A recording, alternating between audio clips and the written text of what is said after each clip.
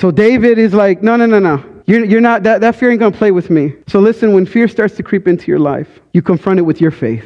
But there's something that happens here. So David triumphs, verse 50, over the Philistine with a sling and a stone, without a sword in his hand. He struck down the Philistine. You know, when God's involved in something, it makes absolutely no sense. David ran and stood over him. He took hold of the Philistine sword, and David cut his head off. When they saw Goliath fall and David had his head, the army of the Israelites ran and took the battlefield, and they chased the Philistines away. And then the rest of the story talks about, in verse 54, how David took the Philistine's head and he brought it to Jerusalem, and he put the Philistines' weapons in his own tent. But David don't fight with weapons like that. David has a slingshot and a staff. Why does he need all the other Philistines' weapons? Why does he need Goliath's head? Because this is the last point right here. Because God will take your greatest fears and he'll make them trophies.